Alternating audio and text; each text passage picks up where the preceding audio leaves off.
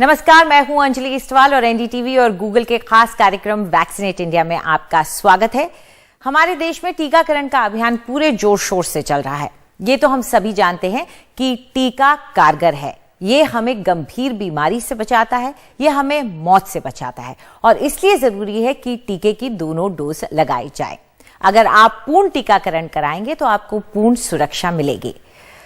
लेकिन खबरें ऐसी आई कि एक डॉक्टर मुंबई की, उनको तीसरी बार कोरोना हो गया। वो पॉजिटिव टेस्ट हुई हैं तीसरी बार और इस बार उनके परिवार में भी लोग पॉजिटिव टेस्ट हुए हैं। तो ऐसे में लोगों ने सवाल पूछा कि अगर टीका लगाने के बावजूद आपको कोरोना हो सकता है तो फिर टीका क्यों लगाएं और टीका कारगर है कि नहीं।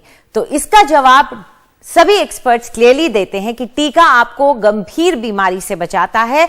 संक्रमण आपको भले ही हो सकता है लेकिन उसमें फिर आपके लिए घबराने की कोई बात नहीं रह जाती है। चलिए हम आपको दिखाते हैं एक छोटी सी सर्च के द्वारा कोविड वैक्सीन की कि हमारे देश में इस वक्त टीकाकरण की स्थिति कैसी है। तो टीकाकरण जो है उसमें हम अभी देख रहे हैं कि सिंगल डोज हमारे देश में लोगों को अभी ज्यादा मिला है। डबल डोज यानी कि पूर्ण टीकाकरण इस वक्त अभी उतनी तेजी नहीं आ पाई है, लेकिन उम्मीद यही कर रहे हैं कि ये बढ़ता जाएगा। जैसे जैसे टीकाकरण का टीके का प्रोडक्शन बढ़ता जाएगा, टीकाकरण में भी रफ्तार आएगी। फिलहाल जिन लोगों का टीका पूरा हो चुका है उनकी संख्या 7.2% की इस वक्त देखी जा रही है। हालांकि ये भी देखा गया, जैसे हम अगर यूएसए का एग्जांपल लें तो वहां पर टीकाकरण की रफ्तार जो है उनकी पॉपुलेशन के हिसाब से वो ठीक ठाक रही है और उन्होंने 2 डोज पे फोकस किया। लेकिन उसके बाद भी संक्रमण बढ़ रहा है, क्योंकि संक्रमण आपको हो सकता है लेकिन मौत का खतरा गिर जाएगा, इसलिए मौत के आंकड़े वहां नहीं बढ़ेंगे। तो ये हम आपको दिखा रहे थे कि कौन कौन से टीके की स्थिति इस वक्त कैसी है। इसके अलावा अगर हम आपको और कुछ स्टैटिस्टिक्स के बारे में बताना चाहें, अगर आप जानना चाहते हैं कि आपके राज्य में टीकाकरण की स्थिति कैसी है, किस तरीके से वहां पर टीका चल रहा है, तो आपको बस एक छोटी सी सर्च करनी होगी कोविन के नाम से और आपके पास कोविन ऐप की इतनी सारी इंफॉर्मेशन आ जाएगी जिसे आप देख सकते हैं और उसमें स्टैटिस्टिक्स भी बहुत अच्छी हैं। कोविन ऐप में हमारे पास बहुत से ऐसे स्टैटिस्टिक्स हैं जिसको हम देख सकते हैं। ये आंकड़े हमें एक बेहतर समझ दे सकते हैं कि इस वक्त हमारे देश में स्थिति कैसी है। अगर आप ओवरऑल देखना चाहते हैं तो ये आपको पूरे देश में इस वक्त टीकाकरण कैसा चला है, पिछले 30 दिन में कैसा चला है, टोटल डोज का क्या आंकड़ा है, सिंगल डोज लेने वालों का क्या आंकड़ा है और डबल डोज लेने वालों का क्या आंकड़ा है, यह आपको पूरा मिल जाएगा। लेकिन अगर आप चाहते हैं कि दूसरी जानकारी लेना चाहें, जैसे कि कितना रजिस्ट्रेशन हो गया, कितने लोगों ने इस वक्त रजिस्टर किया है, ये सब पूरे देश का तो मौजूद ही है। आप अपने राज्य के बारे में भी जानकारी ले सकते हैं। मान लीजिए कि आप महाराष्ट्र के बारे में जानना चाहते हैं कि इस वक्त वहां स्थिति कैसी है, तो कितनी जगहों पर टीकाकरण हो रहा है, इसमें से सरकारी कितने हैं, कितने इसमें से निजी हैं, ये सारी जानकारी आपको इधर मिल जाती है इस कोविन ऐप में। इसके अलावा कितने लोगों को टीकाकरण लग रहा है, किस उम्र के हिसाब से लग रहा है, इसका डेटा भी आपको बड़ी आसानी से यहां मिल जाता है। अगर आप जानना चाहते हैं कि कहीं महिलाएं तो टीकाकरण में पीछे नहीं छूट रही, तो वो भी आपको जानकारी मिल जाएगी। लगभग बराबर ही यहां पर टीकाकरण महिलाओं और पुरुषों का चल रहा है। तो ये आपको डेटा है जो आपको कोविन ऐप में मिल जाता है। इसके अलावा आप देख सकते हैं कि किस तरीके से यहां पर डिस्ट्रिक्ट के हिसाब से यानी कि जिले के हिसाब से भी आपको पूरी जानकारी मिल रही है। आपको यही नहीं, अगर आप जानना चाह रहे हैं कि क्या कहीं गांवों में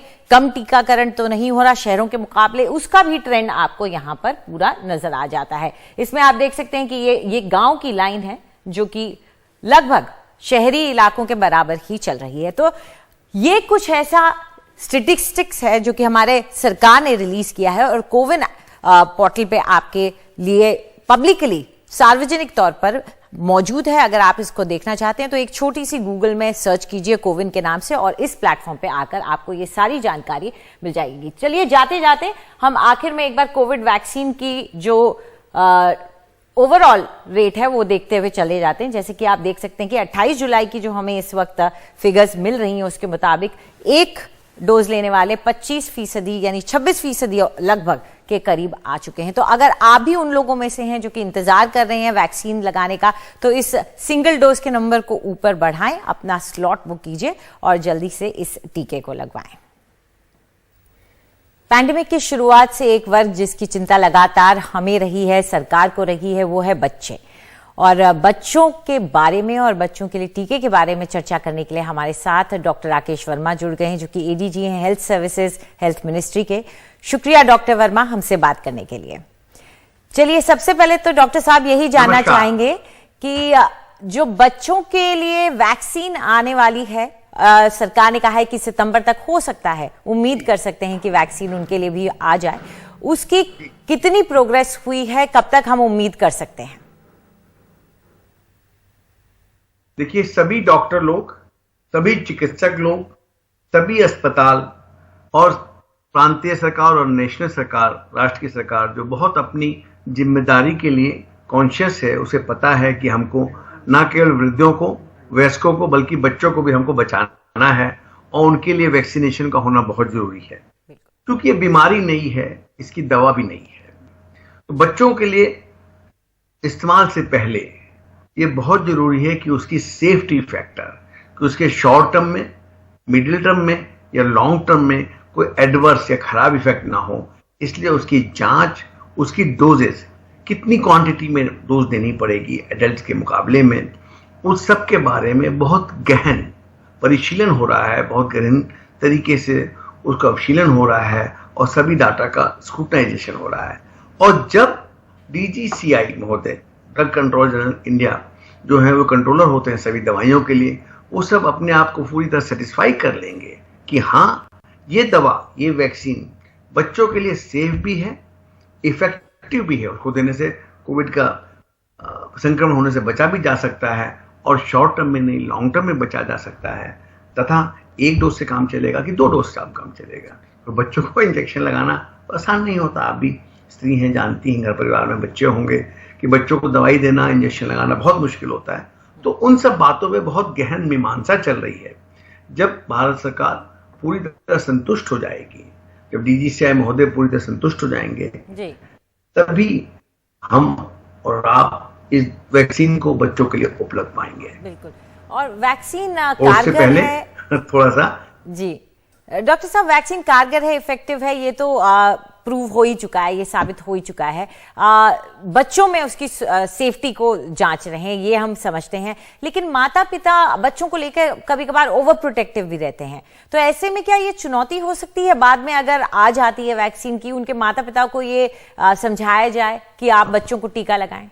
आपने एक बहुत ही प्रासंगिक, बहुत ही उपयोगी प्रश्न पूछा है और उस आपके मीडिया के माध्यम से मैं बताना चाहूँ, बच्चों के बारे में माएँ पिता बहुत ओवर प्रोटेक्टिव होते हैं, बहुत सब कुछ करते हैं और एक सुरक्षा की भावना उनके मन में बहुत ज्यादा है। बच्चे सबको प्यार करते हैं, आपको भी हैं।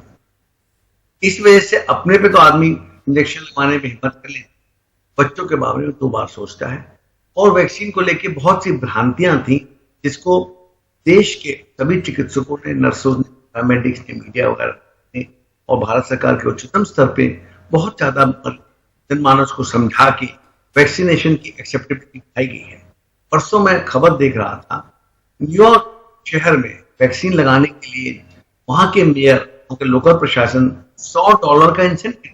तो अभी देखिए, जो बिल्कुल पढ़ा लिखा देश है, बहुत विकसित देश है, वहां भी वैक्सीनेशन को लेकर कुछ भ्रांतियां, कुछ वहम, कुछ अपवाद मशहूर हैं। और भारत तो एक मिक्स डाइवर्सिटी का देश है, जहाँ की एजुकेशन लेवल भी अभी कम है, स्वास्थ्य संरचना में भी अभी काफी मेहनत की जरूरत है। तो ऐसी भ्रांतियों का होना, अपवादों का होना स्वाभाविक है। आपको मैं ये वादा करता हूँ, एश्योरेंस देता हूँ कि जितने पैरामेडिक्स हैं, जितने नर्सेज हैं, जितने डॉक्टर्स हैं, जितनी जिला सरकारें हैं और केंद्रीय सरकारें हैं, पूरी तरफ से कोशिश करेंगे कि ऐसा कोई अपवाद साध ना रहे और जनमानस के मन में जो भय है, क्या भय है, गलत भय है, जो मिथ्या है, उस सबको हटाया जाएगा और उनको सही तरीके से समझाया जाएगा कि नहीं, ये वैक्सीन जो है डीजीसीआई के अप्रूवल के बाद जी कोरोना के लिए प्रिवेंट करने के लिए कारगर है, सेफ है और सेफ्टी जो है केवल शॉर्ट टर्म नहीं होगी, मीडियम टर्म नहीं होगी। जी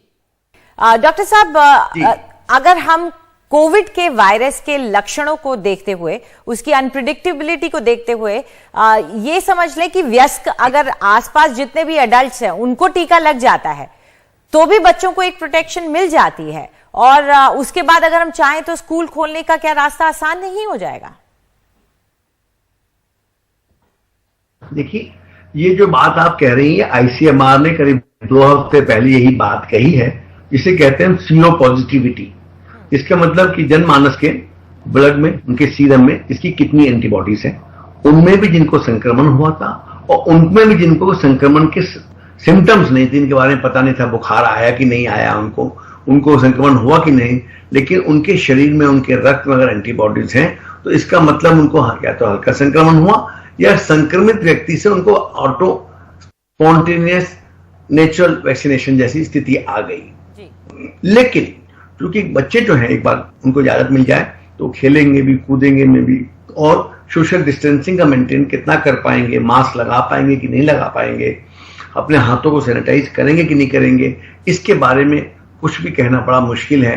और बच्चे तो बच्चे ही हैं, सब बातें वो मान जाएं तो वो वयस्क ना हो जाएं। तो ऐसी स्थिति में उन बच्चों को भी जिनके घर परिवार में किसी को कोविड का संक्रमण हो गया है, उन सभी बच्चों को भी वैक्सीनेशन लगाना अच्छा होगा, उनकी सेहत के लिए, उनकी सुरक्षा के लिए बेहतर होगा। बिल्कुल, शुक्रिया डॉक्टर साहब, आप हमारे साथ जुड़े। बच्चे जिनकी चिंता सभी को है, उनके बारे में आपने इतनी जानकारी दी, शुक्रिया डॉक्टर साहब। तो चलिए फिलहाल हम एक छोटा सा ब्रेक लेंगे, लेकिन ब्रेक के बाद हमारे साथ मुंबई से जुड़ रहे हैं डॉक्टर जलील पारकर, और वो हमारे साथ बात करेंगे री इन्फेक्शन की या ब्रेक थ्रू इन्फेक्शन की।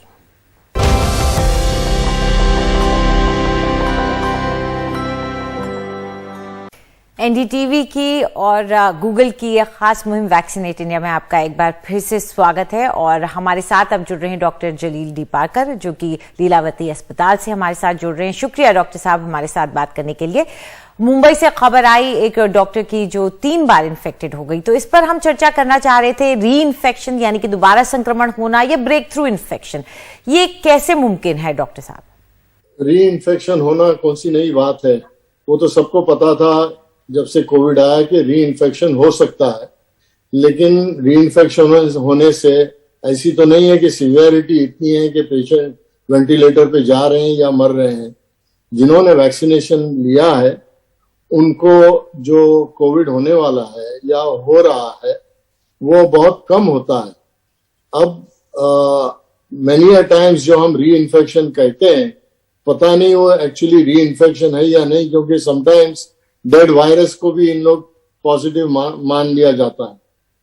तो और ये मुझे लगता है परसेंटेज बहुत ही कम है। तो ये री इन्फेक्शन का जो हम डिस्कस कर रहे हैं, मुझे नहीं लगता उसकी कोई बड़ी मायने हैं। मायने तो ये है कि हमको वैक्सीनेशन करना चाहिए, हमको सोशल डिस्टेंसिंग जो मेंटेन करना चाहिए कोविड के लिए वो करना चाहिए, और जल्द से जल्द हमें कोविड के साथ जीने सीखना चाहिए।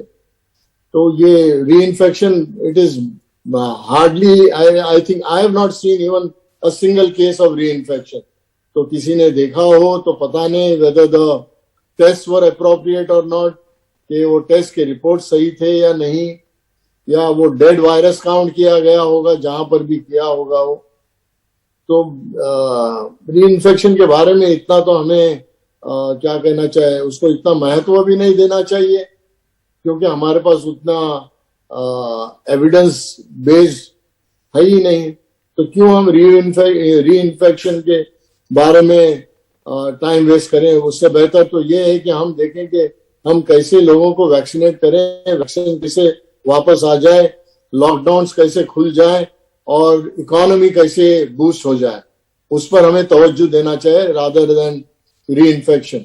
जी डॉक्टर साहब, क्या कोविड टीकाकरण के बाद जो लाभार्थी हैं उनमें एंटीबॉडी की मात्रा गिर सकती है बाद में जाके? क्योंकि कहीं कहीं स्टडीज में आ रहा था कि 70 दिन बाद शायद ये कम हो सकती हैं। तो हमारे शरीर की जो संक्रमण से लड़ने की क्षमता है वो कब तक बरकरार रहती है?